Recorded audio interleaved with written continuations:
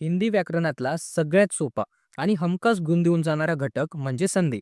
आता बघा तुम्हाला इयत्ता 10वी मध्ये हिंदी व्याकरणात संधीचे मुख्य 3 प्रकार अभ्यासायचे आहेत. पहिला प्रकार आहे स्वर संधी, दुसरा प्रकार आहे व्यंजन संधी, तिसरा प्रकार आहे विसर्ग संधी. आता बघा पहिला प्रकार आहे स्वर संधी. आता बघा स्वर संधी म्हणजे काय? जेव्हा दोन स्वर एकत्र येतात आणि त्यांच्या संयोगाने उच्चारामध्ये किंवा शब्दरचनेमध्ये जो बदल होतो त्यालाच आपण स्वर संधी असं म्हणतो. उदाहरणार्थ बघा, रामेश्वर हा शब्द आहे. या शब्दाचा विग्रह कसा होतो? राम अधिक ईश्वर. या ठिकाणी ई हा तुमचा स्वर आहे. म्हणजे हा शब्द तुमचा स्वर संधीमध्ये असणार आहे. त्यानंतर दुसरा प्रकार आहे व्यंजन संधी. आता बघा व्यंजन संधी म्हणजे काय? जेव्हा विग्रह करताना दोन व्यंजनं एकत्र येतात आणि त्यांच्या संयोगाने उच्चारामध्ये किंवा शब्दरचनेमध्ये जो बदल होतो त्यालाच आपण व्यंजन संधी असं म्हणतो. उदाहरणार्थ बघा, सज्जन हा शब्द आहे. या शब्दाचा विग्रह कसा होतो? सत अधिक जन. या ठिकाणी ज हा तुमचा व्यंजन आहे.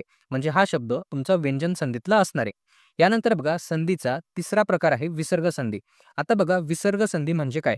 विग्रह करताना पहिल्या शब्दाच्या शेवटी जेव्हा विसर्ग येतो तेव्हा जो शब्दामधला बदल होतो त्यालाच आपण विसर्ग संधी असं म्हणतो. उदाहरणार्थ बघा, निष्कपट हा शब्द आहे. या शब्दाचा विग्रह करताना निही या शब्दाच्या पुढे विसर्ग आलेला आहे. म्हणजे हा शब्द तुमचा विसर्ग संधीतला असणार आहे.